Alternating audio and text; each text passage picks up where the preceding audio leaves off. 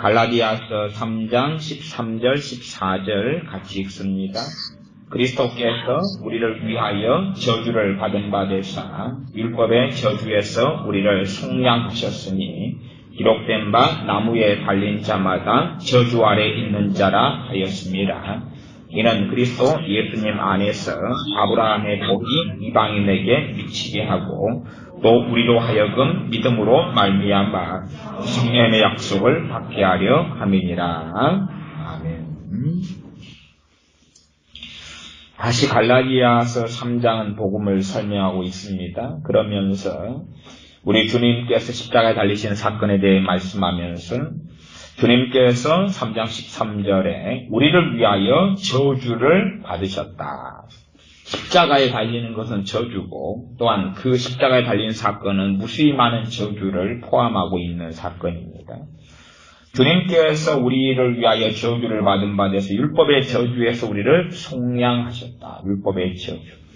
율법의 저주는 그렇습니다. 율법은 하나님의 법이기 때문에 하나님의 말씀, 하나님의 법을 어긴 자에게 하나님의 저주가 임하고 저주가 선언되고 결정되고 저주가 이루어집니다. 하나님 말씀을 어긴 것, 율법, 하나님의 법을 어긴 자들에게 임할 또 받을 영원한 심판의 저주.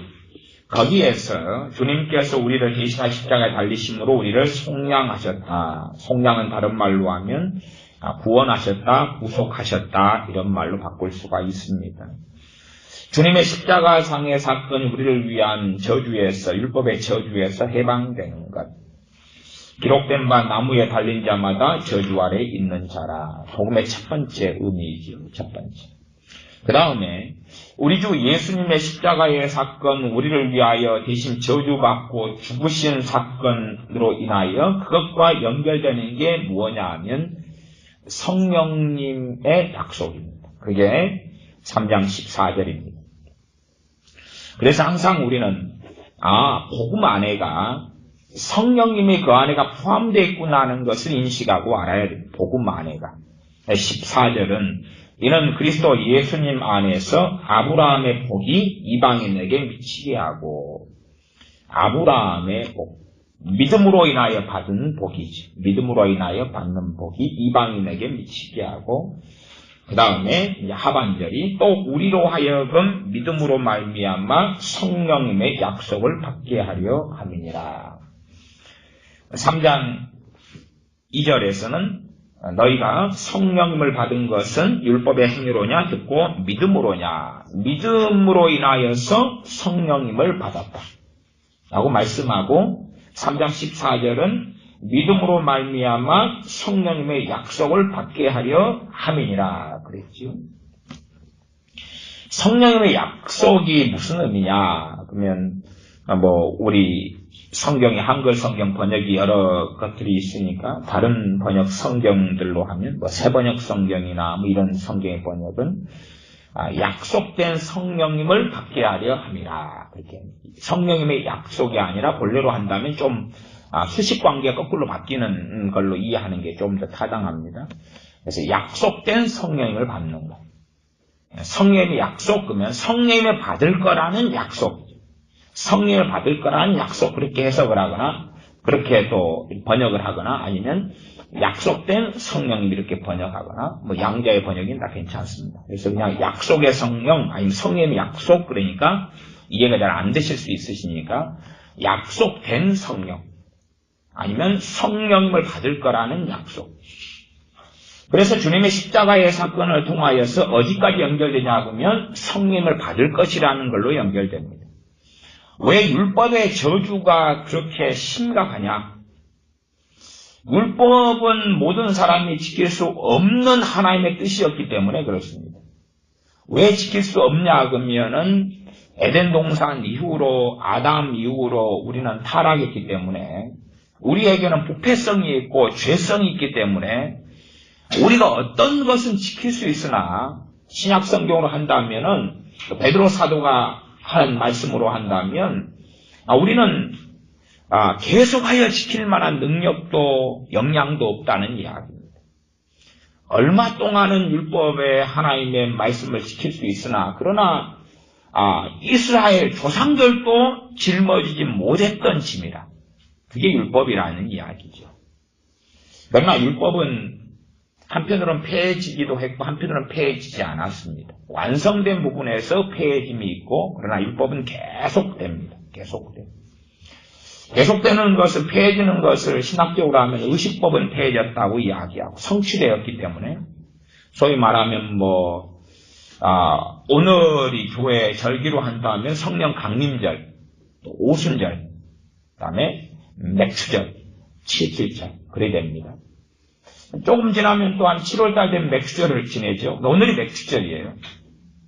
좀 장난질이 상당히 교회 안에는 많죠. 7.7절 그러면은 7.7, 7주간이 지났다. 7.7은 49, 오순절, 순자가 10순자, 50일째 되는 날. 7.7절은 49, 7주가 지나가지고 오순절. 이 되죠. 그래서 사실은 맥추절을 지키라. 맥추절은 성령 강림절을 이야기한 거예요. 지금은 성령 강림절.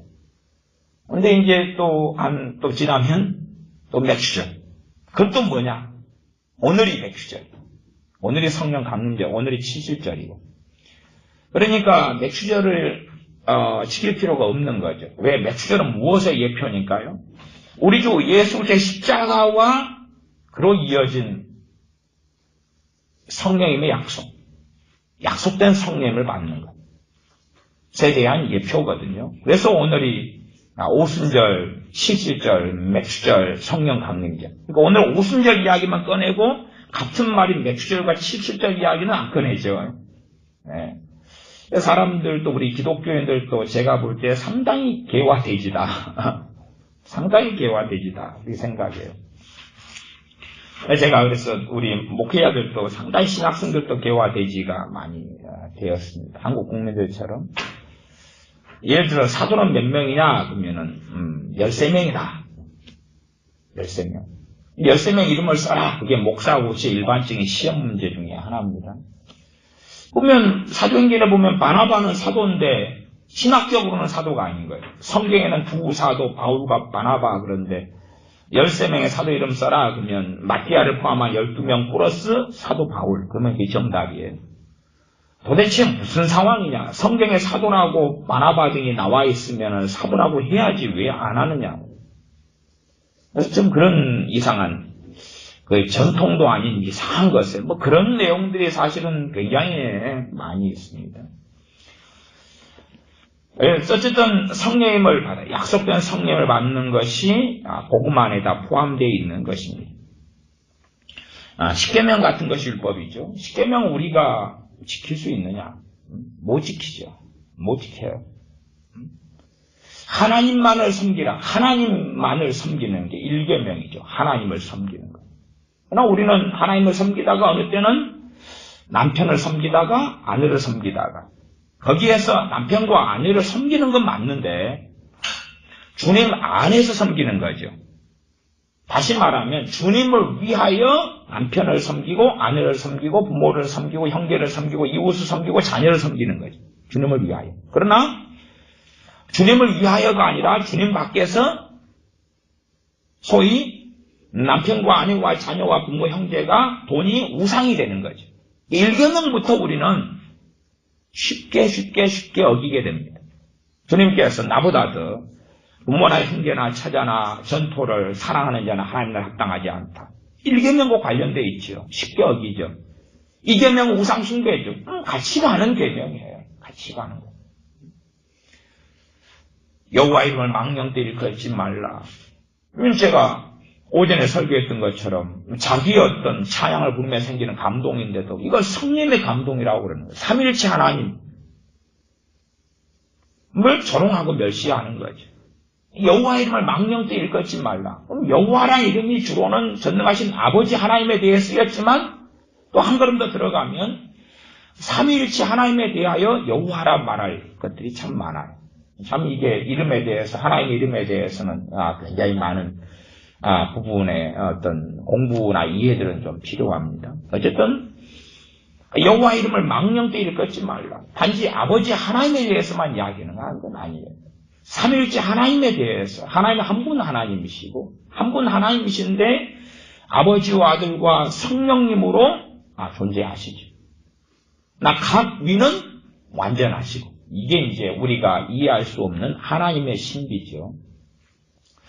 여러분은 이분설로 하면 영과 육체로 되어 있습니다. 삼분설로 하면 여러분은 영과 혼과 육으로 되어 있습니다. 여러분은 그런 존재죠. 그러면 제가 여러분에게 여러분의 영은 어디 있습니까? 그러면 나도 몰라요. 여러분의 혼은 뭡니까? 이론적으로는 내 감정, 생각, 이런 것들이 혼 아닐까요? 당신의 혼과 영을 구분해 보세요. 모르죠. 없어요.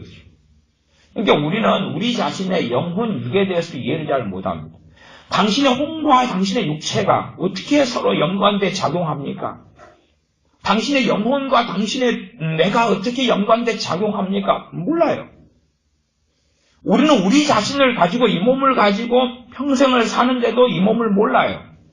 그런데 어떻게 살아계신 하나님을 우리의 지각과 이해력으로 삼위일체 하나님을 제대로 이해하고 알 수 있겠느냐고. 그래서 불가능한 거죠, 본래가 불가능의 영역이에요. 내가 하나님을 다 이해할 수 있다면 하나님은 나보다 낮은 존재가 돼요.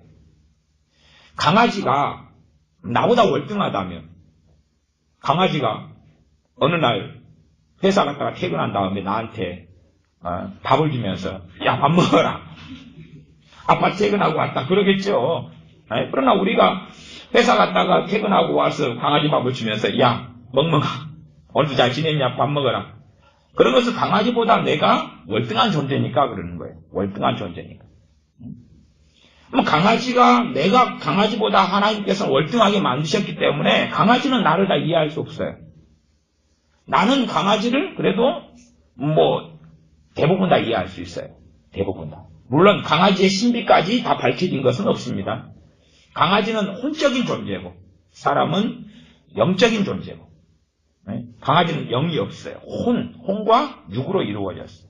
그러니까 강아지도 다 우리가 이해할 수 없어요. 솔직히 강아지는 마음이 없는데도 마음이 혼적으로는 있는 것처럼 보여지고 강아지도 그래서 우울증이 걸려요. 우울증 걸린 강아지 보셨죠? 상처받은 강아지 그거 다 보시잖아요. 그러나 그게 한계를 가져요. 근데 어쨌든 간에 강아지는 우리를 다 이해할 수 없어요. 심지어 우리도 강아지를 다 이해할 만한 월등한 존재까지는 안 돼요. 강아지보다는 훨씬 월등한 하나님의 형상을 따라 지음받은 사람임에도 불구하고. 그런데 어찌 우리하고 강아지 혹은 심지어 우리하고 개미 차이보다 격차가 더 많은 우리와 하나님의 차이, 무한하신 전능하신 하나님을 이해할 수 있다는 말씀에서 한 것 말고는 더 넘어가지 않아야 되는데 그걸 이해해가려는 시도가 아주 잘못된 시도 가운데 들어가죠. 말씀에서 한 부분만 가고 하나님 이해할 수 없는 영역으로 가면 하나님만을 경외하고 예배하는 것만이 남아야 돼요. 하나님을 이해할 수 없는 것. 하나님의 섭리. 그러면 조금 이해할 수 있어요. 조금 성경에서 말씀한 부분. 그것도 다 몰라요. 성경에서 말씀해도 다 이해를 못해요. 성경을. 하나님의 예정, 하나님의 선택. 정말로 뿅아리 눈물보다 더 이해를 못해요. 그러니 성경에서 말씀한 부분도 다 이해 못하지만 성경에서 말씀한 부분은 절대 그 이상은 넘어가서는 안 돼요. 내가 이해하지 못하는 영역이 나오면 거기에 내 변론과 내 사변과 내 논리를 집어넣으면 안 돼요. 거기에는 하나님을 경외하고 예배해야 되는 거예요. 하나님을 경외하고 예배해야 돼요. 여러분이 키우는 강아지가 여러분이 키우는 고양이가 여러분을 물거나 달라들거나 주인 행사를 하려고 그러면 개 같은 것은 삶아 먹어버리든지 팔아버리든지 해야 될 거 아닙니까? 하나님을 마땅히 경외해야 될 때에 이해할 수 없는 걸 자기의 교만에 빠져서 하나님을 마음대로 이해하려는 많은 시도가 신학 안에가 들어가 있어요. 그러니 신학을 어느 걸음까지 들어가면 변론과 변증과 자유주의 신학으로 가는 것이 될 수밖에 없고 거기에는 10계명, 3계명, 여호와 이름을 망령되 일컫지 말라 하는 범죄들이 신학 안에는 무수하게 들어가 있고 여호와 이름을 망령되 일컫는 그 죄악들을 많은 전도사, 많은 목회자들이 자행하고 살아가는 것. 많은 신학교 교수들은 끊임없이 이것을, 그 범죄를 자행하고 살아가는 것. 모르는 것을, 짓거리는 거죠. 모르는 것을. 자기도 모르는 것을 횡설수설하는 거죠. 그런 일들은 너무나 많습니다. 제가 대학 다닐 때 어느 서울대 출신 교수님이 이 교육 경영이라는 어떤 과목에서 여러 교육 경영의 이론들을 가지고 강의를 하셨어요. 근데 이제 전공 교수님이어서 제 사범대니까 그래서 강의를 듣는데 이리 들어도 모르겠고 저리 들어도 모르는 거예요. 강의하는 여러 이론들을 가지고 애워서 시험을 봐야 돼요. 애워서 시험을 보는데 제 양반이 뭘 서울대 출신이고 서울대 박사 출신이니까 대학 교수니까 뭘 모르겠는 거예요. 어쨌든 이제 그 양반이 굉장히 어려운 책을 리포트를 내주는 거예요. 저 책을 서머리를 해서 저것을 제출해라. 뭐 그런 일반적인 리포트예요. 저 양반한테 점수는 잘 맞아야 되는데 책도 어렵고 이해도 못하고 그래서 그 책을 가지고 한 열흘 이상 시간을 보냈어요. 일단은 천천히 읽고 밑줄을 긋고 중요하다고 생각되는 문장들 그것만 다 모아서 일단 정리를 하고 다시 그것을 다시 이제 중요한 걸 다 적고 다시 그걸 재서머리를 했어요. 다시 거기서 불필요한 문장 뽑아내고 어떤 문장에 절반은 좋고 절반 안 좋으면 절반 잘라내고 다시 말이 되게 이어붙이고 다시 그것을 재서머리를 다시 했어요. 그것을 한 3차 이상 과정을 거쳤어요. 그 다음에 이제 읽어보니까 정말 그럴듯해요. 정말 그럴듯해요. 정말 탁월하게 잘 나왔는데 나는 무슨 말인지 모르겠어요. 일단은 책을 서머리할 때 그게 중요한 포인트 문장을 가지다 다 해가지고 한 3번을 거쳐서 그렇게 했어요. 그래가지고 교수님한테 제출했더니 교수님이 최고점을 줬어요. 그리고 최고로 잘했다고. 그 가르치는 사범대 생들 중에 최고로 잘했다고. 근데 어쨌든 저의 딜레마는 그거예요. 당신은 나도 이해 못하는 걸 당신은 이해하냐? 그러는 거죠. 신학 대학원 다닐 때 성령론을 배울 때 외국에 그 FF 브루스인가 유명한 보수주의 신학자가 있어요. 그 양반인가 성령님에 대한 논문을 번역하고 그걸 발표를 했어요. 그래서 논문을 번역할 때 이제 조를 짜서 조별로 해서 발표해서 점수를 조가 한꺼번에 맞는 그런 거예요. 어쨌든 이제 그걸 논문을 이제 번역을 해가지고 그래서 제가 맡아가지고 함께 이제 도와주는 사람들이 해서 논문을 번역을 해가지고 이제 정리해서 발표하고 이제 제출을 했어요. 그래서 칭찬을 또 받았어요. 너무 잘했다고. 근데 사실은 제가 주도적으로 번역하고 발표했지만은 저도 무슨 말인지 그게 모르겠는 거예요. 내가 성령에 대한 책을 신학책도 꽤 읽었는데 미안한 이야기입니다만 저 유명한 미국의 교수가 하는 말이 뭔 말인지 잘 모르겠는 거예요. 내 번역이 잘 됐는지 잘못됐는지도 모르겠고. 근데 교수님도 잘했다 그러더라고요. 그래서 이제 다른 팀도 저한테 지원을 좀 해달라고 영어 또 다른 번역을 하는데 지원해달라고 그래서 또 지원해줬더니 또 옛날에 손전도사가 도와줘서 이게 또 잘 나와서 그 팀도 또 점수 잘 맞았다는 거예요. 근데 내가 번역을 또 도와주면서도 또 모르겠는 거예요. 말인지 막걸리인지. 그렇게 이론과 사변 속에서 사실은 우리는 굉장히 많이 살아가는 거죠. 굉장히 많이 살아가요. 그런 책들을 참 많이 읽었어요. 어떨 때는 심리학 책을 읽는데 한 페이지를 넘기는데 30분이 걸리는 거예요. 근데 분명히 뭔가가 있는데 그 뭔가가 있는데 뭔지를 모르겠는 거예요. 나중에는 이제 그런 책들을 좀 많이 읽다 보니까 제가 이제 드는 생각이 그거예요. 일단은 첫째는 저자를 떠나서 번역자는 뭔 말인지 모르고 번역했을 거라. 이제 그런 의심을 가질 수밖에 없더라고요. 자기도 모르는 걸 막 번역을 하는 거예요.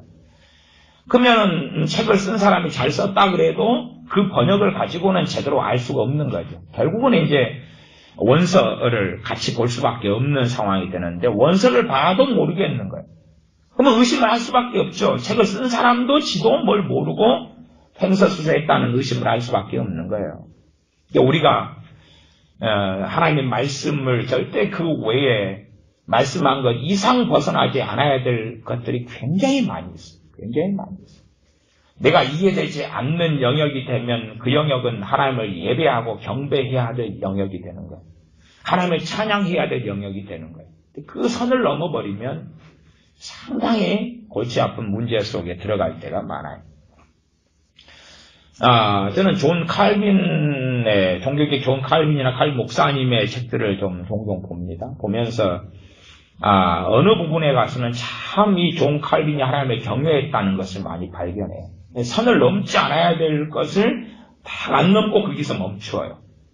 유감스럽게 칼빈의 제자인 베자나 이런 사람, 제네바의 신학교 학장이나 이런 사람들이 이제 주로 칼빈주의를 좀 만들고 깃을 놓은 사람들인데, 이런 사람들은 칼빈 목사님이 넘지 않아야 될 선까지에서 멈췄는데 거기에서 플러스 1, 플러스 2를 넘어가요.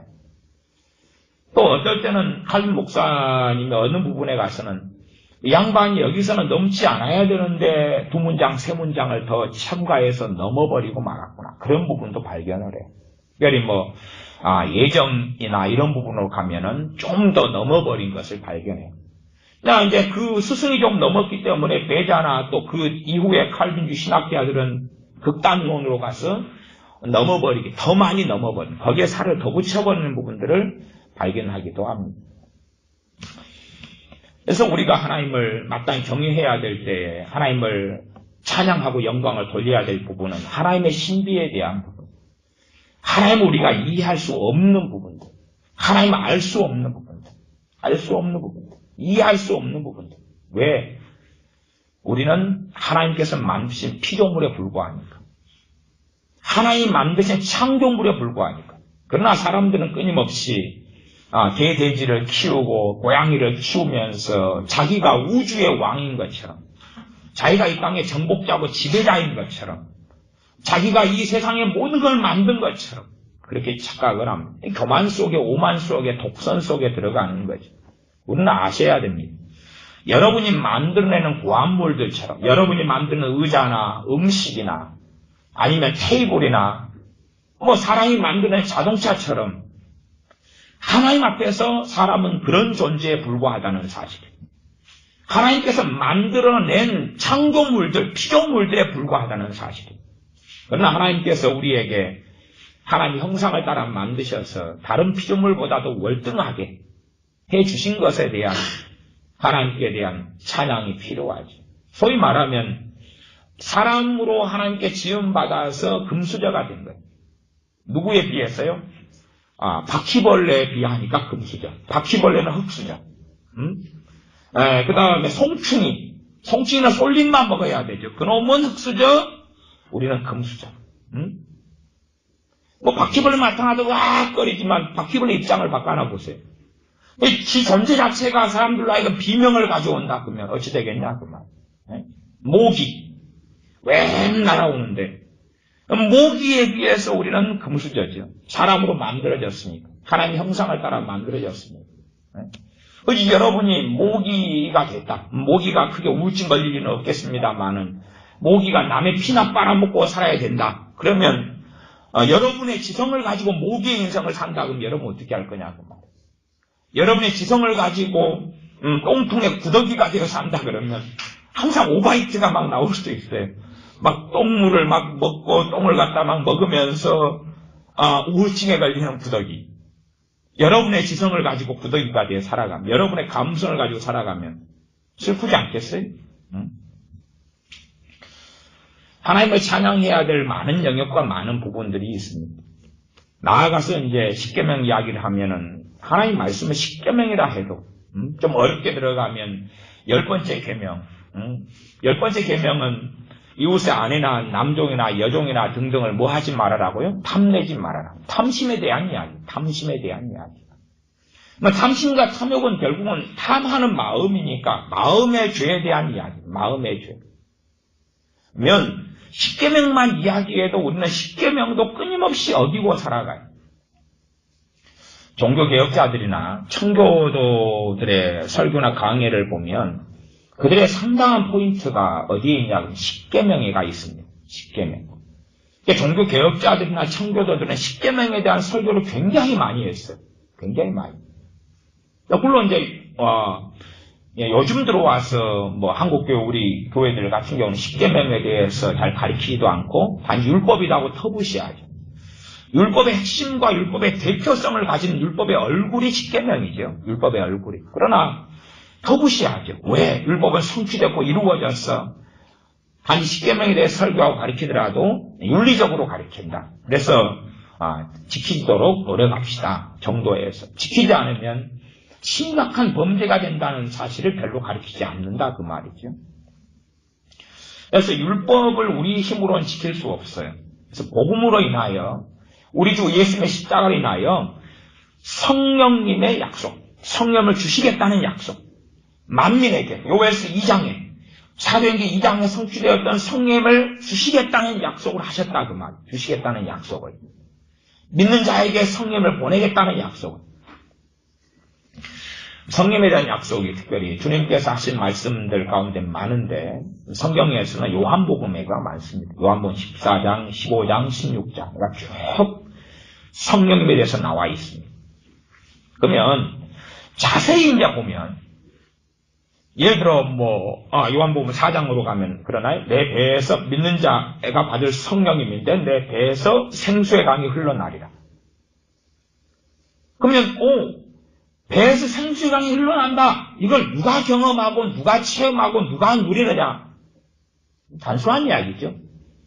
한 종류의 사람만 누립니다. 한 종류의 사람이 모든 그리스도인, 모든 기독교인이 누리느냐? 절대 그렇지 않죠. 절대 그렇지 않죠. 기독교인들 가운데 한 종류의 사람만 누리죠. 성령 충만을 받은 사람만 그 말씀이 뭔지를 압니다. 내 배에서 생수의 강이 흘러나리라. 이는 저희에 받을 성령님을 일컬어 말합니다. 한 종류의 사람, 성령님을 받은, 다른 말로 하면 성령 충만을 받은 사람만 그걸 압니다. 성령 충만을 안 받은 사람은 내 배에서 생수의 강이 흘러나리라. 그런 것은 뭔지 모릅니다.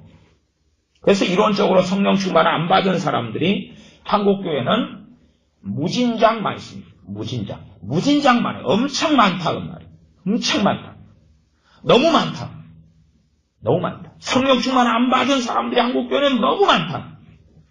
그러나 성령님을 받으면 내 배에서 생수의 강이 흘러나리라. 그 말씀을 읽거나 보면 나는 이게 뭔지 안다. 거짓말을 한다 그 말이에요. 나는 내게는 이게 이루어졌다. 거짓말을 한다 그 말이에요. 나는 뭔지 모르겠는데 영적으로면 이루어졌을 거야. 영적으로면 되어졌을 거야 라고 거짓말을 많이 한다 그 말이에요. 거짓말. 요한복음으로 한다면 성령님께서 오시면 그가 너희를 모든 진리 가운데로 인도하시리라. 그러면 성령 충만을 안 받은 대부분의 신자들은 모든 진리 가운데로 인도하신다는 게 뭔지를 모릅니다. 왜? 그런 일이 없거든요. 나 성령 충만을 받은 사람, 나아가 언제까지요? 성령 충만을 받은 다음부터 성령 충만을 소멸하기 전까지. 성령 충만을 받아서 충만한 상태를 계속 유지하는 그 계속되는 시간 속에서 모든 진리 가운데 인도하시는 그 걸음을 경험하죠. 그러니까 소위 말하면 극단적으로 한다면 에녹 선지자처럼 65세에 아들을 낳은 다음부터 하나님과 동행해서 300년간 동행해요. 다른 말로 하면 성령 충만한 삶이에요. 당연히 여러분들 구약성경 읽으면 구약성경도 계속하여 성령님이 나와 있는 것을 발견합니다. 아시다시피 이스라엘의 초대 왕인 사울 왕이 누굴 통해서 새 사람이 되었습니까? 성령님을 통해서 새 사람이 되었습니다. 그건 아시지 않습니까? 다윗이 누굴 통해서 새 사람이 되었습니까? 성령님을 통해 그랬습니다. 아시지 않습니까? 엘리야 선지자가 누구의 능력을 행했습니까? 성령님의 능력을 행했습니다. 여러분이 사사기를 보시면 사사 삼손 같은 사람부터 시작해서 사사들은 누구의 능력으로 살았습니까? 여호와의 신이 임하니라. 여호와의 신의 감동으로, 여호와의 신의 능력으로, 다시 말하면 성령님의 능력으로 사사들은 살았습니다. 여러분 아시지 않습니까? 구약이나 신약이나 성령님의 사역은 공통점과 차이점이 있습니다. 그러나 공통점은 구약에도 하나님의 백성이 되는 것은 육적인 이스라엘이 아니고 육적인 유대인이 아니라 진리입니다. 단지 로마서 등에서만 나와 있는 것이 아니라 항상 진리입니다. 항상 진리. 구약에서도 하나님의 자녀는 거듭나야지만이 천국에 들어갑니다. 주님께서 물과 성령으로 거듭나지 않으면 하나님 나라에 들어올 수 없다는 이야기는 영원한 진리를 말씀하신 거지. 구약에서는 거듭남이 없이도 천국 가. 신약에 와서는 거듭나야지만이 구원받아라는 말씀을 하신 게 아닙니다. 구원의 원리를 말씀하신 것. 모세도 성령님을 통하여 거듭나야지만이 구원을 받았다는 사실. 구약에는 성령님을 통해서 구원을 받는 거예요. 성령님을 통해 거듭남으로. 성령님을 통해서 물과 성령님을 통해 거듭남으로. 신약에 와서만 진리가 되는 게 아니에요. 사람들은 참 구약과 진리의 통일성과 차일성, 다른 말로 통일성, 다양성, 차이성을 잘 이해하지 못합니다. 그래서 구약에 붙여야 될 거 신약에 붙이고, 신약에 붙여야 될 거 구약에 붙이고, 아니면 통일성 속인데 차별성을 생각하고 잘라버린 일을 신학자들, 많은 목회자들이 합니다. 신약과 구약의 차이, 신약과 구약의 성령님의 역사하심의 차이 같은 걸 가리키고 제가 설명하면, 기본적인 이해가 너무 부족해서 퀘스천 마크, 무슨 말인지 모르겠다.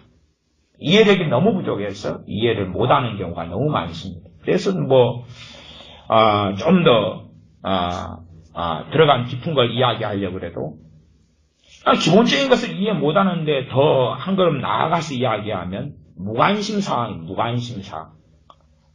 자동차를 운전하는 건 가리키는데 자동차 엔진 본네트를 열어서 설명하려고 하면 누가 관심 있겠냐 그 말이죠. 그게 별로 관심 없어요.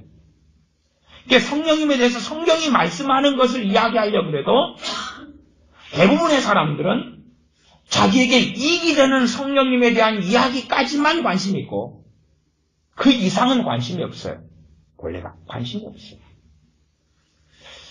설교를 해보면 사람들이 제일 안 듣는 설교가 있어요. 제일 안 듣는 설교가 예수님에 대한 설교. 그게 진짜 안 듣습니다. 예수님에 대해 설교하면 여러분은 잡아놓은 물고기이기 때문에 어쩔 수가 없어요. 여러분이 예배당 안에 여기서 제가 예수님에 대해서 설교한다 그러면 여러분은 예배당에 나오고 예배드리는 한은 어쩔 수 없이 졸든지 자든지 앉아있든지 간에 들으셔야 되는데 다른 사람들은 안 듣는다 그 말이에요. 만약 유튜브에 제 설교를 듣는 분들이 구독자가 3,500명 정도 되시더라고요. 3,500명인데 예수님에 대해서 제가 설교 제목을 해가지고 올려놓으면 가령 오늘 설교를 성령에 대한 설교, 성령 충만에 대한 설교가 아니라 예수 그리스도 아니면 예수 그리스도의 유일성 이런 제목으로 딱 바꿔가지고 올려놓잖아요. 그러면 안 들어요. 안 들어요. 근데 이제 자기들이 들을 만한 내용으로 바꾸면 들어요. 왜 그러냐 그러면 예수님에 대한 설교는 정말 사람들이 안 듣습니다. 간단한 이야기죠. 왜 안 듣느냐? 나는 다 안다 그 말이에요. 주님에 대해서 나는 다 안다 그 말이에요. 그러놓고도 사람들이 이야기하더군요. 야 오늘 가출했어요.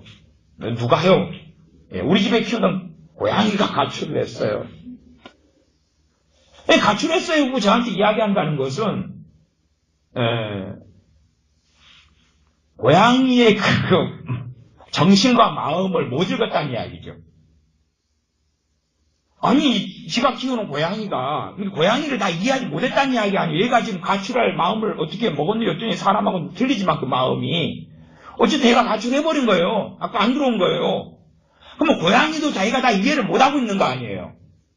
근데 주님을 어떻게 다 아냐 그 말이에요. 주님은 어디까지 아냐 그 말이에요. 그분은 하나님의 아들이시며 영광의 왕이시며 그분은 하나님이신데, 하나님의 본체신데 어떻게 주님을 아냐 그 말이에요.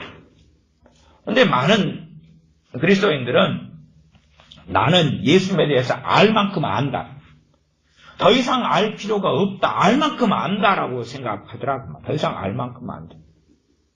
그래서 관심이 없어요. 더 깊이 한 걸음 들어가서. 한 걸음 들어가는 이야기가 말씀에 있는 것만 이야기하는 한 걸음 더.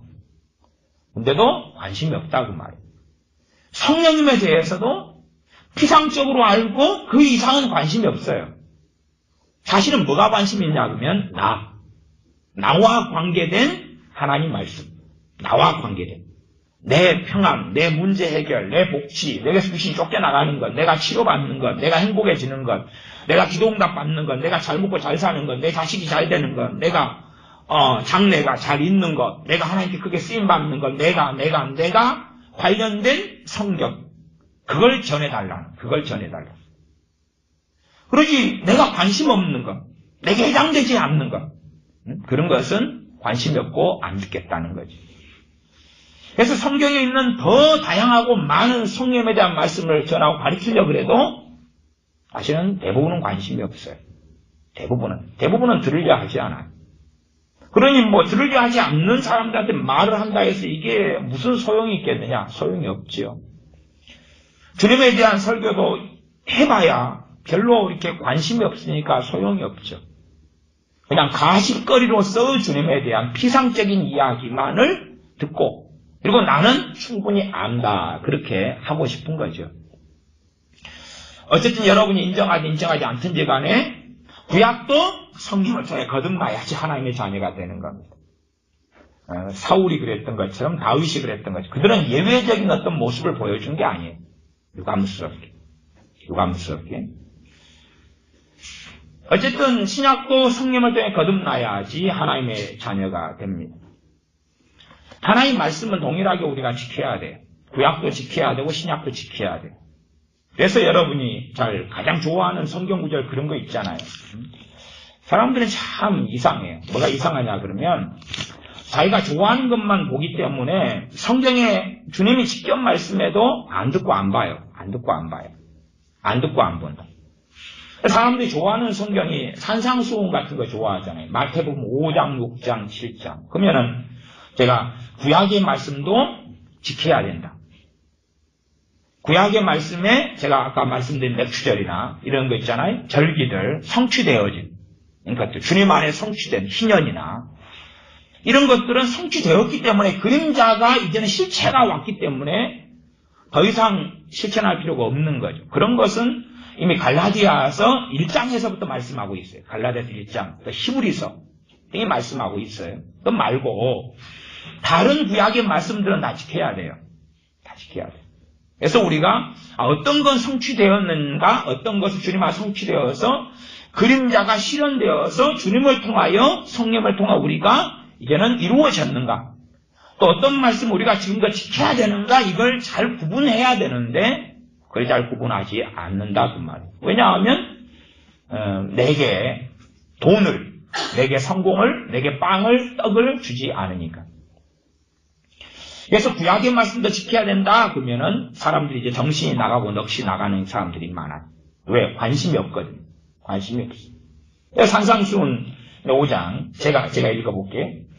제가 5장 17절부터 주님이 하신 말씀을 읽어드리면 내가 율법이나 선지자나 폐하러 온 줄로 생각지 말라. 폐하러 온 것이 아니라 완전케 하려 함이로다. 완전케 하려 왔다. 율법이나 선지자 그러면 구약성경을 율법서와 선지서 두 가지로 나누는, 역사서 말고 시가서 말고 크게 두 가지로 나누는 측면에 주님께서 단순화시켜서 말씀하시는 겁니다.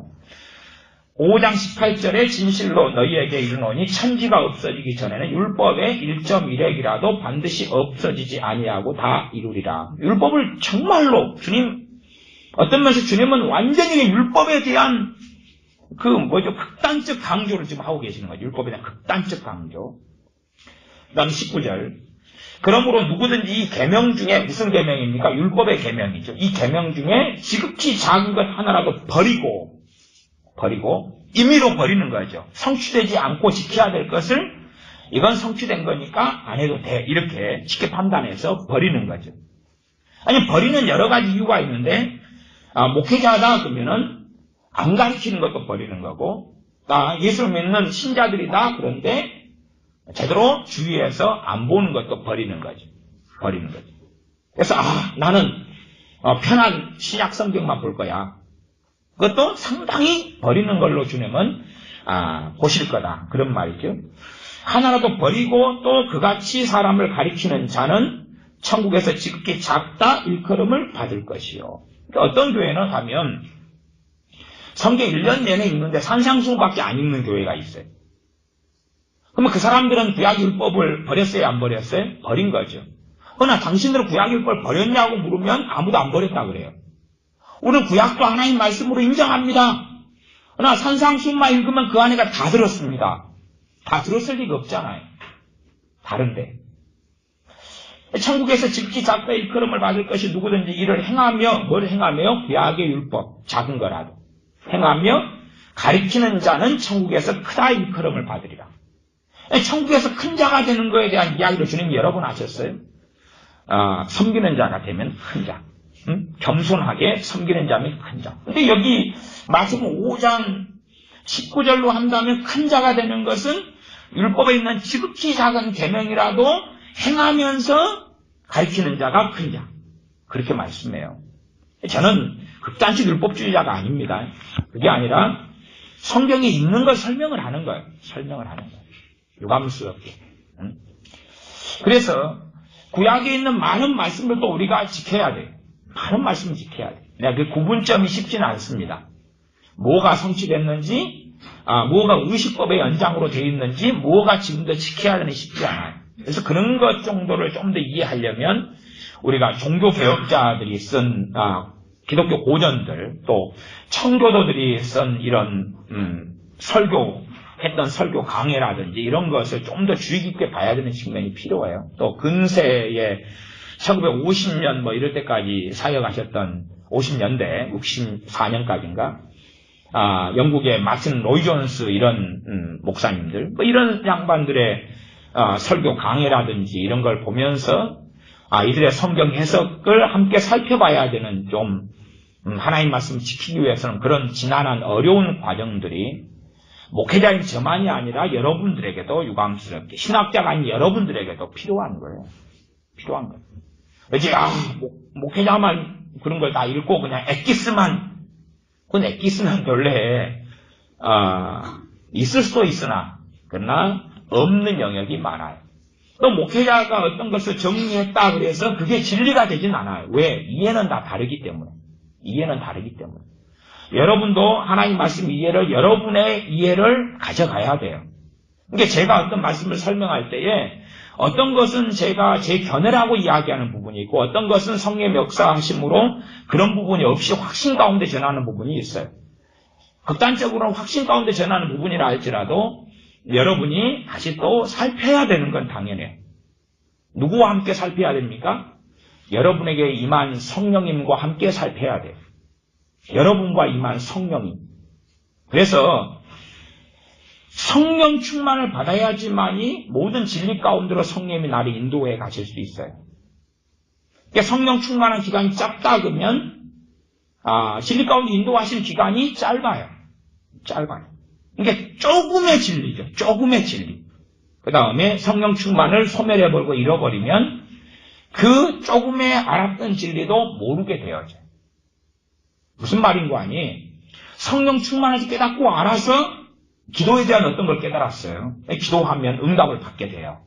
그 깨달은 영역과 아는 영역 속에서. 근데 성령 충만을 소멸해 먹으면 그 깨달은 거에 대한 지식은 남는데 능력은 잃어요.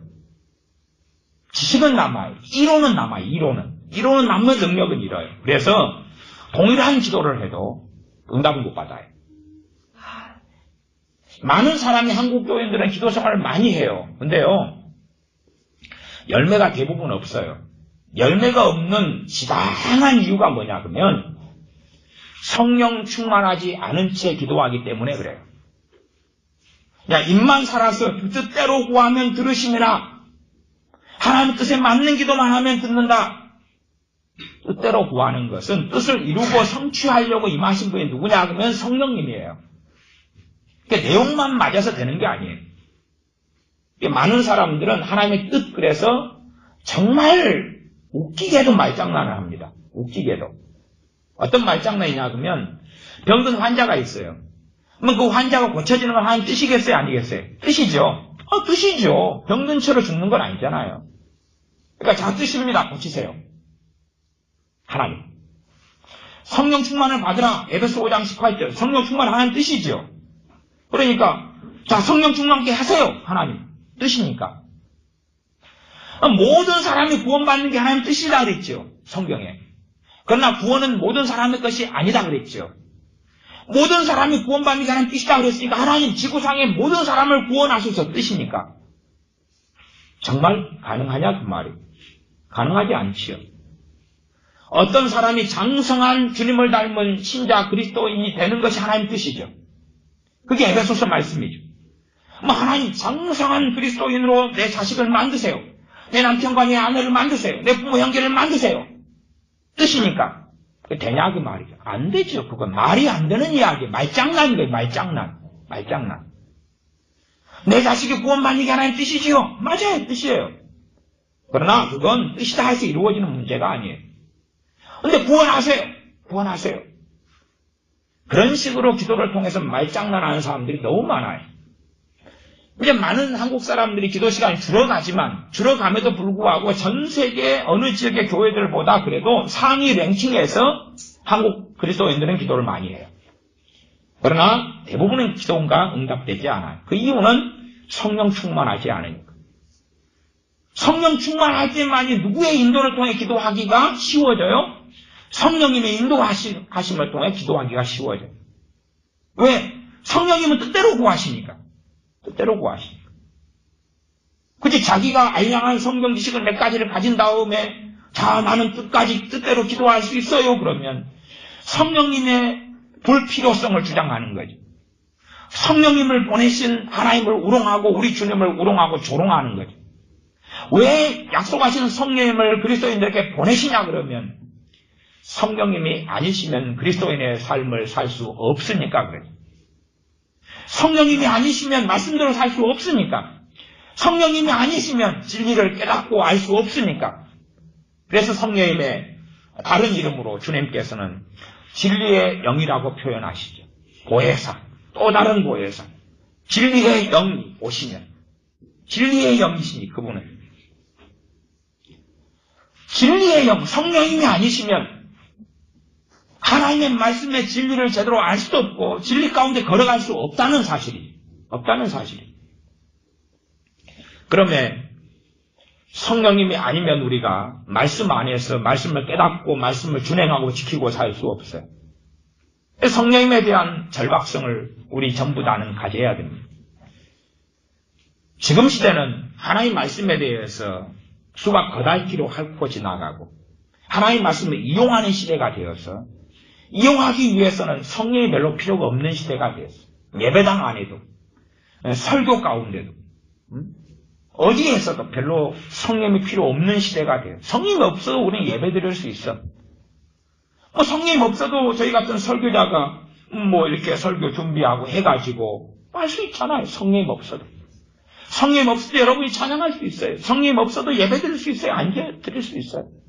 그러나 정말로 하나님은 성령님의 인도하심 없는 설교를 설교로 보실 것이냐, 성령님의 역사하심 없는 찬양을 찬양으로 보실 것이냐, 성령님의 인도하심 없는 기도를 기도로 보실 것이냐 할 때에 유감스럽게 저는 그렇지 않다고 믿습니다. 그렇지 않다. 설교로 보지 않으실 거고 예배로 보지 않으실 거고 찬양으로 보지 않으실 거다. 어느 것이든지 예수님의 사람들이 행할 때에 이 복음 안에 들어가 있는 게 약속의 성령님, 약속하신 성령님, 성령님의 약속, 성령을 받으리라, 성령을 보내리라, 성령을 받는 약속, 성령을 보내시는 약속, 그 약속이 우리 주 예수님의 십자가를 통하여 우리에게 성취되었고 우리는 약속하시는 성령을 통하여 충만하심을 누리고 받고 살아가야 한다는 당위성이 있어요. 당위성. 그러나 갈수록 이제 성령님을 이용해 먹는 것, 이용해 먹으려고 하지. 성령의 은사, 이용해 먹으려고. 내 명예, 내 명성, 내 성공을 위해서. 성령 충만 왜 필요하냐? 내가 불행하니까. 내가 어떤 직장생활 하는데 지혜가 부족해. 그러니 성령님이 임하면 내가 지혜로워지지 않을 거냐? 다시 말하면 내 영광을 위한 지혜인 거죠. 내 영광을 위해서. 내가 지금 풀리지 않는 문제가 있어요. 하나님 꿈을 통해 환상을 통해 보여주세요. 내가 이렇게 이 부분에서 하나님을 기쁘시게 하려고 살아가는데 풀리지 않는 게 있어요. 하나님 보여주세요. 하고는 틀리죠. 전혀 다른 이야기. 점점 자기 영광을 위해 살아가는 기독교인들은 가득해져 버리고 말아요. 그런 상황에서 성령 충만을 구하는데 과연 그 성령 충만이 하나님의 자녀들하고 맞을 수 있냐? 맞지 못하다는 거죠. 구약에 있는 말씀들, 많은 말씀들, 신약에 있는 많은 말씀들을 우리는 지켜야 돼요. 지켜야 돼요. 지키지 못하면 하라는 것을 하고 하지 말라는 것을 안 하는 게 지키는 거죠. 못하면 범죄죠. 범죄. 그 범죄를 지으면 지을수록 성령 충만이 약해져 가요. 그러나 그 말씀을 지키게 하기 위하여 성령 충만을 받아야 되죠. 그 말씀을 지키기 위해서. 이 땅에서 잘 먹고 잘 살기 위해서 필요한 게 성령 충만이 아니에요. 하나님의 말씀을 준행해서 하나님을 기쁘시게 하기 위해 필요한 게 성령 충만이에요. 성령 충만이 근원적인 이유와 목적이에요. 근데 우리가 기도하는 성령 충만은 그 이유와 목적을 상당히 벗어나 있는 경우가 많지. 지금은 성령 충만을 받는 교인들을 찾기가 너무 어렵게 된 거죠. 왜냐하면 근원적인 이유와 목적을 벗어나 버렸으니까. 우리는 다시금 하나님의 영광을 위해 사는 삶을 살도록 우리의 마음이 바뀌어야 되고 생각이 바뀌어야 되고 감정과 정서를 다스려야 되고 또한 다스리지 못하는 영역들에 있어서는 성령의 도움을 받아야 돼요. 성령님은 진리의 길로 인도하시는 거지 내 영광의 길로 인도하시는 게 아니니까. 그래서 사도 바울이나 베드로나 사도들처럼 죽을 때까지 가난뱅이로 거지같이 살다가 죽을 수 있다 그 말이에요. 그들은 그렇게 살았어요. 오죽하면 여러분이 디모데 후서를 보시면 사도 바울이 뭘 가져오라 그래요? 너 디모데 너가 올 때에 책을 가져오고 올 때에 겉옷을 가져오고 왜? 거지같이 살았으니까. 감옥에 있을 때 비참했으니까. 겉옷이 필요한 이유는 너무 추우니까 그래요. 겨울 오기 전에 빨리 와라. 겉옷 가지고 책 가지고. 책은 주로 두 가지로 사람들이 해석을 하는데 하나는 신앙서적 혹은 신학책, 그 다음에 성경. 저는 이제 성경으로 봅니다. 그 책을. 두루마리 성경. 하나님의 사람이 사도 바울이 죽기 전까지 신앙책 봤을 리는 없고 신학책 봤을 리는 없고 성경이 필요했다 그 말이에요. 성경을 다시. 왜냐하면은 과거에는 인쇄술이 이렇게 발달하지 않아서 이런 종이책이 아니었으니까 두루마기였으니까 가죽에 쓴 두루마기니까 이것은 구하기도 너무 어렵고 심지어 어느 정도의 두루마기 정도 양피, 양 껍질, 양 가죽에 쓴 두루마리가 어느 정도 규모가 되려면은 성경 구약 정도만 구하려고 해도 기본적으로 억대가 넘어간다 그래요. 억대가. 그러면은 얼마나 성경을 구하기가 어려운 희귀본이냐 그 말. 각 개인이 다 지닐 수는 없는 거고 아주 비싼 거고. 과거에는 또 양가죽에다 글씨를 쓰다 보면 글씨가 틀려버리잖아요. 틀려버리면 어떻게 해요 이걸. 다시 지워야 되거나 다시 그걸 폐기해야 되거나 등등의 일을 거쳐야 되니까 이건 보통 일이 아니죠. 이 성경을 가죽에 핍사한다는 것 자체는. 아주 싸구려는 이제 파피루스나 뭐 이런 데다가 쓰긴 하지만 그건 더 오래된 이야기. 그래서 이 겉옷을 가져오러 갈 정도면은 입을 옷이 없고 겉옷이 과거에는 이불 대용으로도 함께 사용됐기 때문에 너무 추위 때문에 고생을 사도 바울이 순교당하기 전까지 많이 했다는 이야기. 그래서 가져오라 했는데 디모데가 도착하기 전에 사도 바울은 네로에 의하여 순교당하고 죽습니다. 그러니 죽기 전까지도 추위 때문에 고생을 많이 하다가 사도 바울이 죽었어요. 그것을 그냥 요즘식으로 하면 거지같이 살았다 이렇게 이야기하는 거예요. 그치? 우리식으로 하면 우리는 원하는 게 다 요즘 젊은이들 원하는 게 금수저잖아요. 금수저. 죽을 때까지 해외여행 다니고 떵떵거리고 살고 외제차, 집 좋은 세련된 아파트, 날마다 백화점 다니고 돈 쓰고 부귀영화를 누리고 하는 금수저를 원하는데 하나님의 대부분의 사람들은 흙수저로 죽었다는 이야기죠. 흙수저로 죽었다는 이야기죠. 금수저를 원하는 이 문화와 관념 속에서 우리의 자녀들이 과연 하나님의 진정한 백성으로 살다가 죽는 길은 흙수저로 살다가 죽는 길인데 그 길을 누가 선택하겠느냐 그 말이에요. 왜 지금 목회자들이 큰 교회가 대교회가 많으니까 목회자들이 젊은 애들이 많이 되느냐 하면 그 대교회 큰 교회 목회자들의 샘플을 찾아서 금수저가 되기를 원하니까 그러는 거예요. 뭐 어지간한 교회 목사님이면 대기업 제 사원보다 더 많은 월급을 받습니다. 신학교 갔어요. 신학생들한테 너희 출신 교회가 어디야? 어디 출신이야? 이렇게 물으면 이 대부분의 신학생들이 결국은 대답하는 것은 나 출신 교회가 중형교회 이상입니다. 물론 숫자가 그기가 많으니까 그러기도 하지만요. 중형교회 이상, 중형교회, 대형교회 청년들이 신학교를 많이 와요. 이유는 뭐냐 그러면 자기 교회 목사님을 보니까 삐까 번쩍해요. 네, 존경받지, 선물 받지, 생일 때 되면 잘 챙겨주지, 월급도 좋지, 퇴직금도 좋지, 복지를 누리지, 양복도 보니까 메이커지, 뭐 아주 모든 게 좋으니까. 제가 주일날 되면 여기다 양복 서울에다 이거 다 하나 놔두잖아요. 이게 요거 하나만 입고 이제 설교하는데 어쨌든 제가 동영상을 보니까 그래도 이 양복이 뭐 색깔이 어울리더라고요. 저는 안 어울리니까 이게 전에 8만 원 주고 산 거거든요. 여기에 10년 정도 되네. 12년 됐나? 10년 됐나? 그런데 뭐 8만 원짜리도 괜찮잖아요. 그 동영상을 보니까 나쁘게 나오진 않더라고요. 얼굴이. 요거하고 저하고 맞는 거지. 그래서 그냥 뭐 괜찮다. 예. 근데 어쨌든 딱 목사님을 보니까 그래도 기본적으로 메이커 양복을 입지, 잘 계시지. 그러니까 그 모습, 금수저의 그 모습이 원하는 거예요. 그걸 저 길을 가면. 또 많은 목사님의 설교를 청년에 대해서 들어보고 사니까 나도 조금만 하면 저 정도는 설교할 수 있어. 그러게 돼. 나 조금만 좀 하면 저 정도는 나도 하겠는데 어쩔 때는 저렇게 유명한 우리 목사님의 설교가 좀 어떻게 저런 무식할 수 있을까. 이것도 느끼면 자신감이 막 새록새록 올라와요. 신학교로 가죠. 그렇지 작은 교회에서 이 목사님을 보고 지지리 공상을 떨잖아요. 소위 말하면 공상을 떨어요.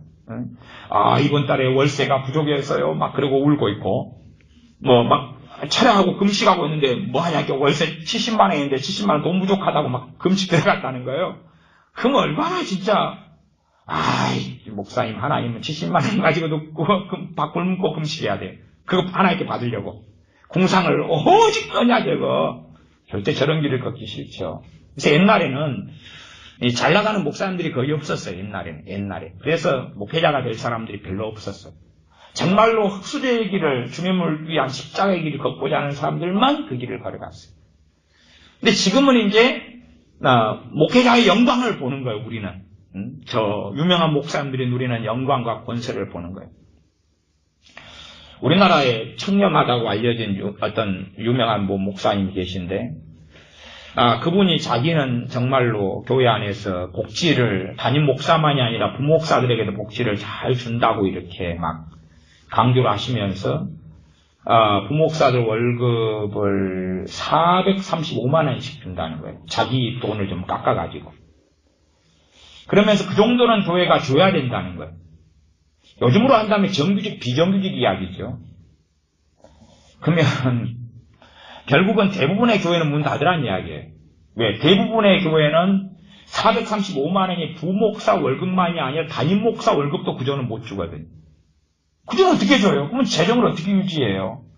근데 봐봐라, 나는 지금 더 이렇게 받을 걸 좀 덜 받고 부목사들을 예를 들어 한 300만 원만 줘도 되는데 435만 원까지 이렇게 인상해가지고 준다. 그래서 이 정도 해야지만이 목회 담임 목사와 부교계 형평성이지 막 이렇게 인터뷰를 하는 그런 걸 보고 저 목사님은 금수저니까 저런 논란을 할 수 있지, 저런 말을 할 수 있지. 대부분의 교회는 이 소형교회들이 중심되는 한국교회는 그걸 불가능한 이야기죠. 그래서 청년들이 신학교를 가고 주의 종의 길을 걸어가는 게 그 삐까뻔쩍한 금수저 목사님들을 보고 그러는 거예요. 보고 대부분 그걸 보고 나도 저렇게 하면 저렇게 존경받고 저렇게 영광받고 나도 저렇게 책을 쓰고 할 수 있다. 그런 거죠. 그러나 정말 주님을 꼭 그런 대형교회 목사님이 잘못했다는 게 아니라 그걸 보고는 그게 샘플도 아니고 모델도 아니란 이야기고 그분들은 또 그렇게 또 오랫동안 목회하셨고 큰 교회 하시니까 받을만 하다고 생각해요. 물론 저는 그런 입장에 크게 동의하는 바는 아니지만 어쨌든 정말로 주님을 따르는 길은 사도 바울같이 살아도 비참하게 추위에 떨다가 죽는 길이다 그 말이에요. 다 그런 건 아니지만 얼마든지 거지같이 살다가 이 땅에 사람 볼 때는 거지같이 살다가 주님 앞에 갈 수 있다 그 말. 사람 눈에는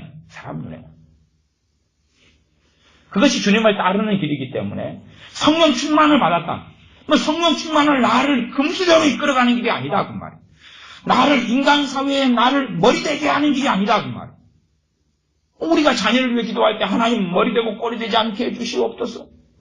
목사님들이 어디가 축복기도 해줄 때도 제고 좋아하는 기도가 지도자가 되게 해주시고 머리가 되게 해주시고 만우삼을 리더하게 해주시고 그치? 기도할 때 꼬리가 되게 해주셔서 그건 기도 듣자마자 눈 떠버려요. 자꾸 나는 아멘 할 수 없어요. 그리고 그냥 목사님이 기도하는데 눈을 hir게 뜨고 쳐다볼 수도 있어요. 감히 내 자식을 꼬리가 되게 해달라니 다 머리가 돼야지.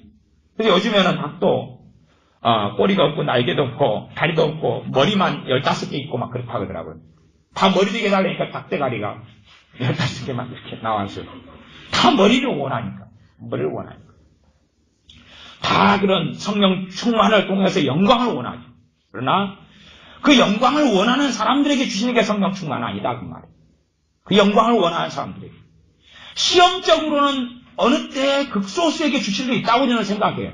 그러나 영광이 아니라 십자가의 길을 원하는 사람에게 주시고 그 길을 걷기 위하여 필요한 게 성령 충만. 주님을 따르는 십자가의 길을 걷기 위해서. 물론 이 땅에서는 사도 바울이 부하게도 하시고 가난케도 하시고 그랬으니까 성령 충만을 받고 어떤 사람은 부할 수 있어요.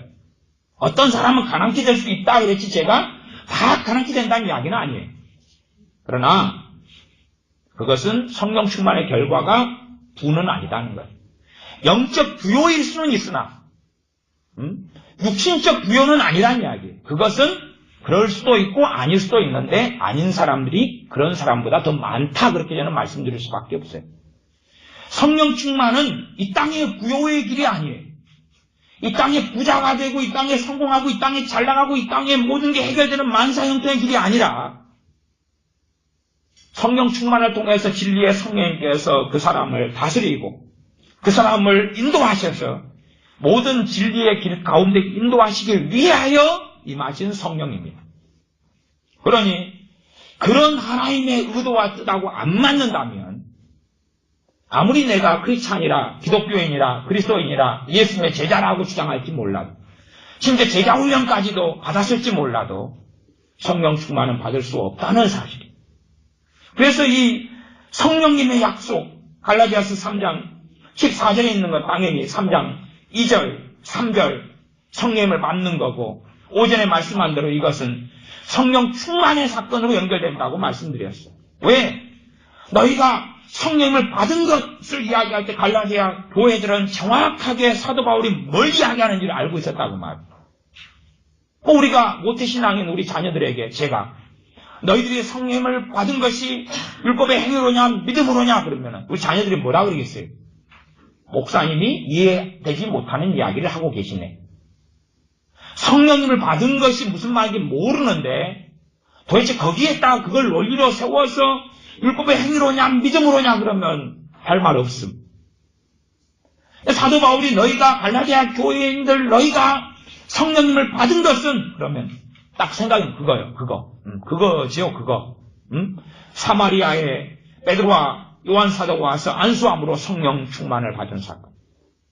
청년 사울이 식음을 3일 전폐하고 주님의 제자 아나니아를 주님이 보내셔서 성령 충만을 받은 그 사건. 사도행전 19장에 너희가 믿을 때 성령을 받았느냐 했을 때, 우리는 성령의 계심도 알지 못하노라 했을 때 다시 복음 전하고, 사도 바울이 안수함으로 12명의 성령 충만을 받은 그 자리, 그 사건. 아디사 부흥으로 한다면 거기에서 모였던 1900년 초에 모였던 그 사람들이 성령 충만을 받고 방언이 터지고 그 사건. 물론 저는 방언을 받는 것을 성령 충만으로 보지는 않습니다. 그러나 과거에는 상당히 많이 방언 받은 사람들이 성령 충만을 함께 받았습니다. 지금 시대는 방언을 받아도 성령 충만은 함께 대부분은 받는 사람 없습니다. 차이점이죠. 그래서 어떤 면 지금 방언은 기능이 표적적 방언. 그래서 하나님의 살아계심을 방언 은사를 통해 보여주시는 거예요. 그 다음에 마음을 열고 하나님의 살아계심이 하나님을 위해서 살고 하나님을 영화롭게 하라고 보여주시는 거. 그래서 엎드리고 하나님을 위해 살기를 다짐하고, 그러나 살려고 하지만 자기 능력으로 말씀을 못 지키고 행하기 때문에 성령 충만을 구하고, 그래서 선방언 후 성령 충만. 그러나 방언은 받으나 성령 충만을 받지 못하고 살다가 죽는 사람들이 이제는 너무 많은 시대가 되었다. 근데 과거에는 방언이 중심이 아니라 주님을 찾고 회개하고 그러다가 성령 충만도 받고 방언도 받고, 그런데 그것이 비슷하게 동시에 올 때가 많았다 그 말이죠. 회개가 터지면서 성령 충만이 많은데 방언도 그 다음에 왔다. 그래서 이게 동시적으로 주어진 것처럼 보여서 방언 이퀄 성령 충만 그렇게 봤을 때가 과거에는 많아서, 과거에 순복음 신학교 같은 데서는 너 성령 세례 받았느냐 물을 때에 입학에 그 면접할 때 성령 방언 합니다. 그러면 이제 인정하고 넘어갔다, 그런 시절이 있었죠. 지금은 이제 안 그럴 거예요, 많은.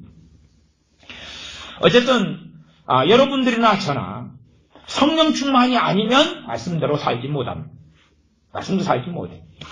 그게 성령 충만이 아니면, 말씀대로 살려고 우리가 발버둥 쳐볼 때만이 나하고 하나님하고 얼마나 격차가 있는 줄 알아요. 그런 사람들이 구하는 게 성령 충만입니다. 그 무능력 가운데 하나님께 엎드릴 때에 성령 충만을 주시는 그 약속이 이루어집니다. 그러니까 성령님을 보내시지만 성령이 임하셔도 나를 충만케 하지 않으신다면 나하고는 별로 관련이 없는 거죠. 성경만 조금 더 보고 말씀을 마감해 가겠습니다. 갈라디아서를 보고 있으니까 갈라디아서 5장을 보겠습니다. 갈라디아서 5장 5절입니다. 갈라디아서 5장 5절 제가 읽습니다. 우리가 성령님으로 믿음을 조차 의의 소망을 기다리노니, 사도 바울이나 아니면 이 갈라디아서를 쓴 사람이 1장 1절에 보면은 사도 바울이 썼죠. 사도된 바울은 그 다음에 그렇게 함께 있는 모든 형제로 더불어 갈라디아 교회들에게 이제 평안이 있기를, 은혜가 있기를 원하노라 그 시작했으니까 일단은 기본은 바울이고 플러스 함께 있는 형제들 알파일 수 있습니다. 근데 어쨌든 그래서 우리가 이렇게 나와요. 사도 바울 혼자가 아니라 함께 주의 종들 사역자들 중심으로 한 이야기고, 그 다음 갈라디아 교인들을 함께 포함한 이야기지. 우리가 성령님으로 믿음을 조차 이렇게 말하죠. 우리가 성령으로 믿음을 조차 의의 소망을 기다리나니. 그런데 우리는 대부분 이렇게 고백을 못합니다.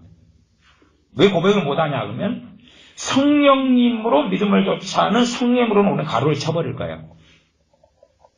그렇게 성령님의 충만하시고 역사하심이 생생하지도 않으니까. 오늘, 어제, 내일, 이번 주, 지난주, 이번 달, 지난달, 올해, 작년 성령님의 역사하심이 우리 안에서 풍성하지도 않으니까. 성령님을 쫓아 산다는, 따라 산다는 것이 뭔지 모르니까. 그러니까 우리는 이것이 실제가 아니에요. 대부분은 이론이고 그냥 안개가 끼었다가 사라지는 것 같은, 물을 움켜쥐었다가 물이 소나기를 다 빠져나가는 것 같은 것에 불과하다 그 말. 그러나 이 하나님의 사람들은 우리가 성령님으로 믿음을 쫓아 그러는 거죠.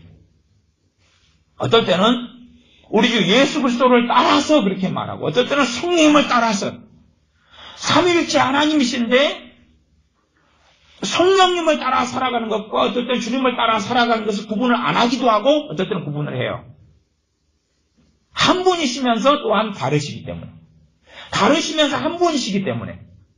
그러나 사역이 다르지.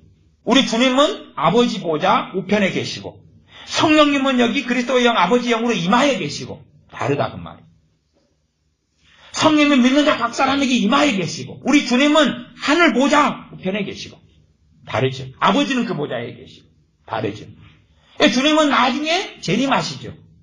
성령님은 지금 위에 계시고 주님은 재림하실 때까지 주님의 자녀들을 모든 진리 가운데 인도하시려고 성령님은 역사하고 계시고 주님은 나중에 재림하시고 그러니까 주님은 성령님과 다른 분이죠. 그러나 하나님은 한 분이시다는 신비 속에 우리는 산다 그 말이에요. 어쩔 때는 주님으로 가지고 이야기하고 어쩔 때는 성령님을 가지고 이야기하는 정확한 뚜렷한 차이를 가지고 이야기해요. 이 주의 종들은.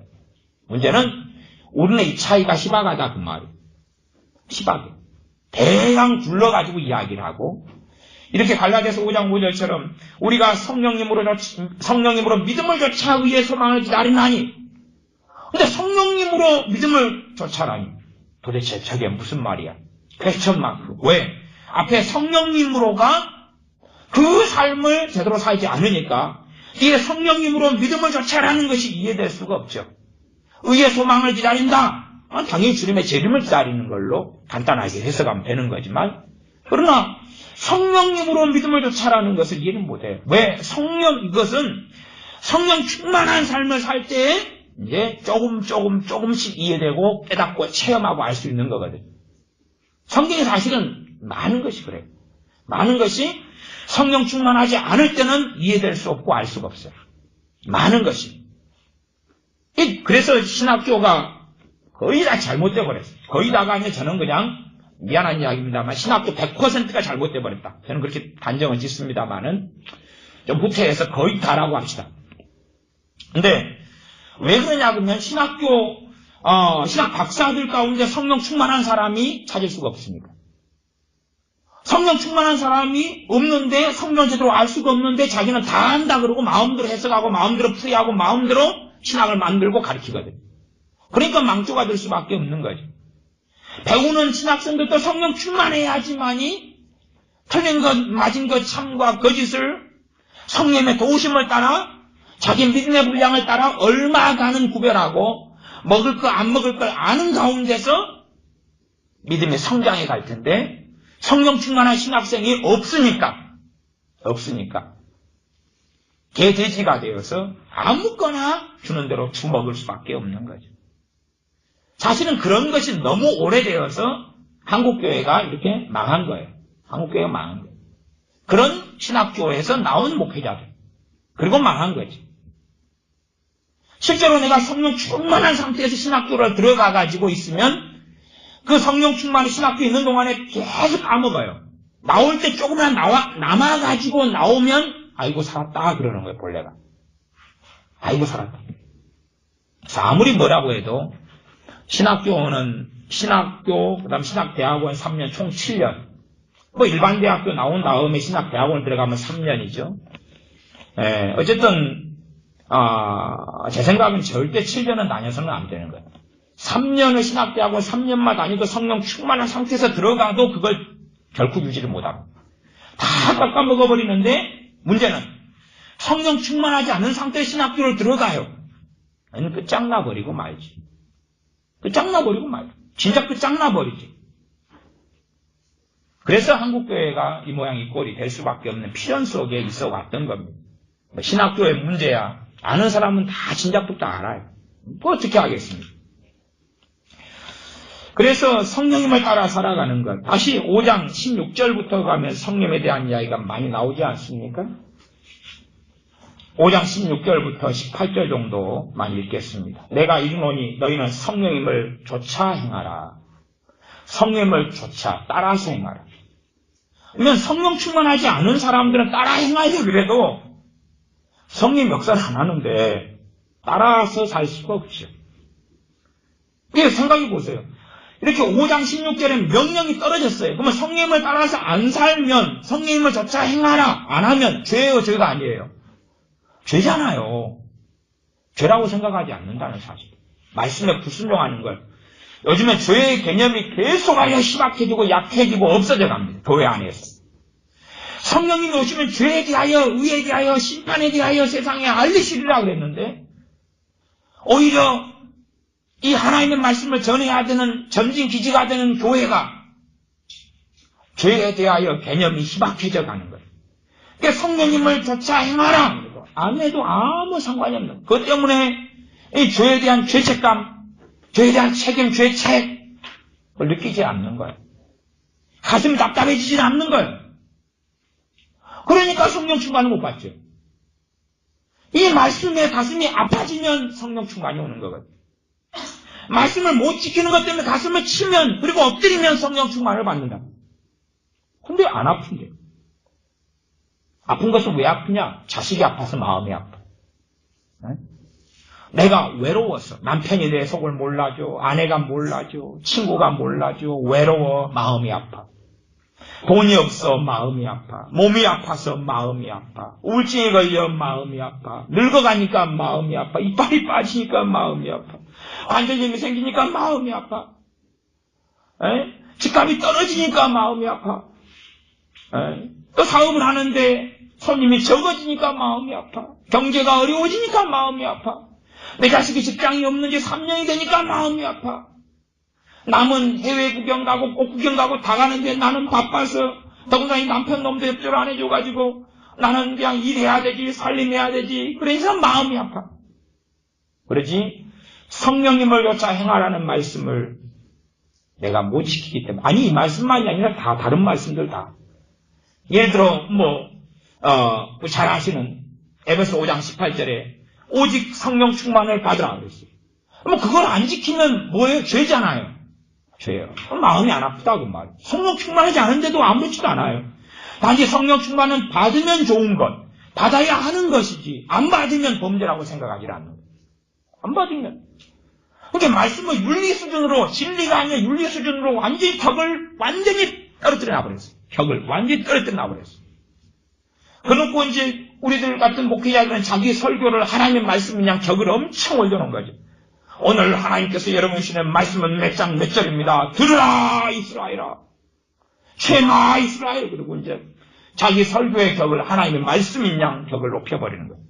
우리 설교자들은 하나님 말씀을 설명하고 강의하고 또 논증하고 가르치는 거예요. 이렇게 설교 자체가 성경 66권의 진리가 되는 게 아니에요. 거기에는 맞는 것 틀린 것이 혼합되어 있어요.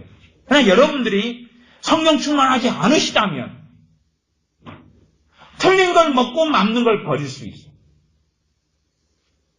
똥과 오물덩어리를 먹으면서 정말 달콤하고 맛있다 그러는 거예요. 우리 동네 여수에 가면 하천이 있어요. 하천이. 연등천이라 그럽니다. 근데 거기에는 옥폐수가 굉장히 많이 들어와서 흘러요. 옥폐수가. 왜냐하면 거기에는 주변이 재래시장이에요. 재래시장에서는 얼마나 막 재래시장부터 그다음 주택가에서 슈퍼타이, 퐁퐁, 그 다음에 오줌 넣으면 오줌물, 똥 넣으면 똥물 다 흘러내려오죠. 꼭 그냥 썩은 천이 됐어요. 근데 이제 거기에는 집에서 뭘 버리면 음식물 찌꺼기가 한꺼번에 많이 또 오잖아요. 그 다음에 거기에가 밤 되면 포장마차 이런 굉장히 많아요. 주변에가. 그래서 음식물 몰래 막 버려요. 그 하천에다가. 그러니까 먹을 게 많아요. 그래서 물고기가 무지장 많습니다. 그 물고기 가운데 대표적인 게 숭어 이만한 것들이 막 수백 마리가 때려져요. 근데 저는 그래서 그 더러운 연등천에 숭어 구경하러 자주 다녀요. 숭어만 구경을 해요. 숭어를. 너무 막 때가 몰려있고, 지금 새끼를 낳아가지고, 작은 놈들 수천 마리가 막 그냥 버글버글한데, 진짜 기분이 좋아요. 대신에 그 물은 썩은 물이고, 오염된 더러운 물이에요. 근데 이제 제가 동네에 살기 때문에 자주 가면, 새벽에, 밤늦게, 숭어를 누가 낚아요. 누가 낚아요? 낚아서 뭐 할까요? 그 재래시장에서 팔아요. 자기는 안 먹고. 팔아요. 근데 싸게 주니까, 그거 온 사람들이 사서 집에서 좋다고 구워 먹어요. 회도 처먹고, 임자 잡았으니까. 좋다고. 저는 절대 그 동네에서 숭어는 안 사 먹습니다. 왜? 그 숭어가 10중 8구 거기서 버글버글한 데서 잡은 그놈일 수 있거든요. 그놈일 수 있어요. 이 생선이 연근에 잡히는 것이 좋은 건데, 좋은 것과 이 더러운 것과 좋은 것의 차이는 생선이 냄새가 독하면 그거 안 좋은 거예요. 안 좋은 물에 산 거고, 냄새가 안 나면 좋은 거예요. 내장을 이렇게 딱 따가지고 열어보면 내장 냄새가 없으면 깨끗한 거고, 내장 냄새가 독하고 안 좋으면 더러운 거예요. 사실은 우리 그리스도인들은 그런 구분까지도 별로 없어요. 성령 충만을 받으면 성령님께서 모든 진리로 인도하시기 때문에 어떤 목사의 설교가 어디서 왔는지, 아니면 저것이 바른 건지 틀린 건지 그 성령님께서 성장해 가면서 그걸 아는 분별력을 주시거든요.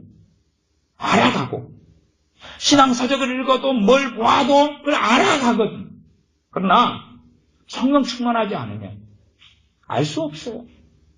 그래서 그 썩은 그 더러운 데서 난 숭어를 와 오지다 5마리에 10,000원 주고 샀다 만세. 그리고 사랑하는 내 남편도 먹이고 애들도 먹이고 내 부모님도 또 썰어드리고 와 좋다. 그리고 가서 그 더러운 데서 하는 거니까 그 안에 기생충이 많아요. 이게 아가미를 쫙 하면 그 안에 기생충이 이렇게 살을 갖다 쫙 껍질 벗기면 그 안에 기생충이 더러운 데서 하는 건 그런 게 많아요.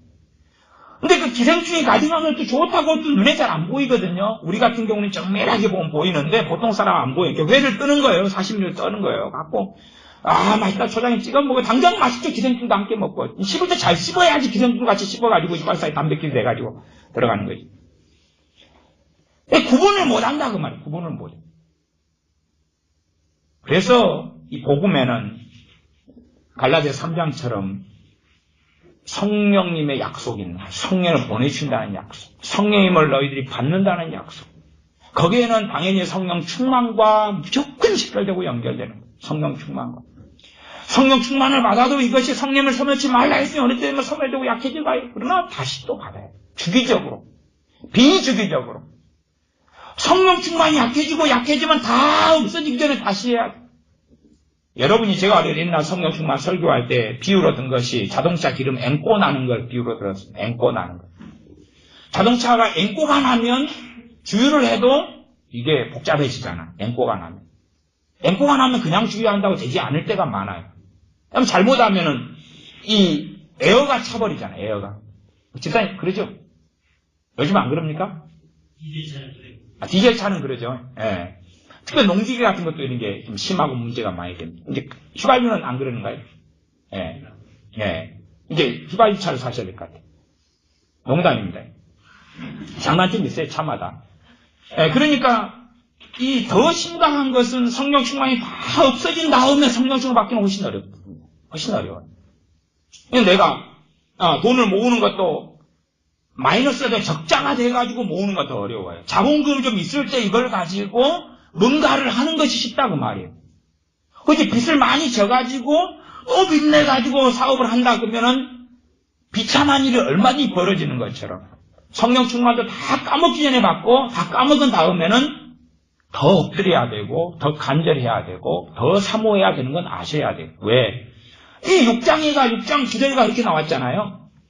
네, 6장 8절에가 6장 7절에는 사람이 무엇으로 심든지 그대로 거두리라 그랬고요. 6장 7절에는.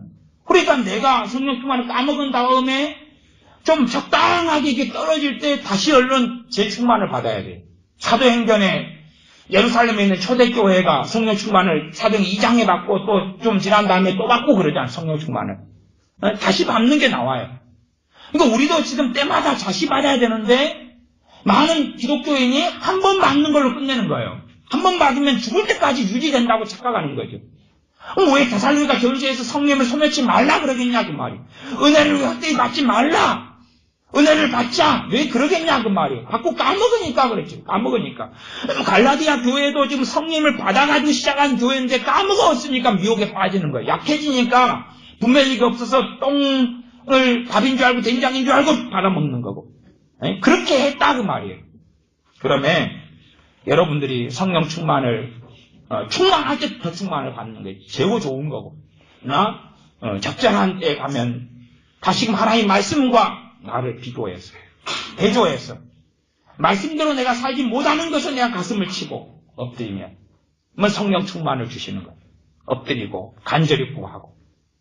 왜? 그것이 주 예수 그리스도의 십자가의 복음 안에 성령을 받는다는, 성령 충만을 받는 그 약속이 그 안에 함께 들어가 있기 때문에 그래요. 함께 들어가 있기 때문에. 8절. 자기 육체를 위하여, 갈라디아서 6장 8절입니다. 자기 육체를 위하여 심는 자는 육체로부터 썩어진 것을 가지고 성령님을 위하여 심는 자는. 그러니까 여러분이 좀 이상하지 않아요? 여기서는 그렇게 써져야 될 것 같잖아요. 하나님을 위하여 심는 자, 혹은 그리스도를 위하여 심는 자, 이렇게 나와야 될 것 같잖아요. 그러니까 우리가 이해력이 그렇게 부족한 거예요. 여기는 명확하게 성령님을 위하여 심는 자는 성령님으로부터 영성을 거두라 이렇게 나와요. 성령님을 위하여 심는 자. 하나님을 위하여 심어야 되지 않나? 성령 충만하여 성령을 따라 살아가는 것을 성령을 위하여 심는다고 말할 수 있죠. 그 외의 해석까지는 나가지 않겠습니다. 그래서 우리 믿는 사람이 성령 충만한 삶을 살지 못하면 미련한 다섯 처녀가 되고야 말아. 그래서 주님을 기다릴 수는 있으나 주님 오신 다음에는 문을 닫아버리시고 나는 너희를 모른다. 나는 너희를 모른다. 성령 충만은 얼마나 우리에게 중요한 건지 몰라요. 난 내가 말씀대로 살기 위해서 내가 가슴을 치고 심령이 가난하고 애통하고 의에 줄이고 목마르고 온유하고. 왜 온유해요? 좋은 땅, 부드럽다는 이야기. 가슴을 치는 거예요. 하나님 말씀 앞에 떨며 두려워하는 거예요. 통회하고 자복하는 거예요. 통회 자복은 어떤 면에서 성령 충만이 와야지 쉬워지죠. 그러나 내가 해야 될 출발점은 있어요. 내가 해야 될 것. 하나님 말씀을 윤리적으로 보지 말고 말씀을 내가 못 지키는 것 때문에 가슴을 치고, 그리고 죄가 있으면 죄는 누구에게 가지고 나가야 돼요? 우리 주님. 주님의 이름으로 나아가서 다시 고백하고 회개하고 자복하고, 그러면서 내 힘으로 말씀을 못 지키는 것 때문에 내가 탄식하고 엎드리고 구하고, 그때 우리는 우리 주 예수님의 이름으로 임하신 성령님께서 충만히 임하셔서 우리에게 충만케 하셔서 진리길 가운데 인도하시는 것을 누리고 말씀대로 살아가는 걸음을 걸을 수 있습니다. 기도하겠습니다. 우리가 무능력하고 무능합니다. 또한 무지합니다.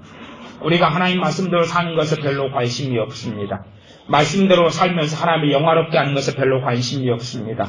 우리가 이런 어리석은 사람이 되지 아니하고 참으로 하나님 말씀대로 살기를 간절히 원하고 사모하고 구하는 우리가 되어지며, 성령 충만을 우리가 말씀대로 하나님을 기쁘시게 하기 위하여 살려고 구할 때에 성령 충만을 받는 우리가 되게 하여 주시옵소서. 우리 주 예수님의 이름으로 기도하옵나이다. 아멘. 함께 성령 충만 받기 위해서 기도하겠습니다.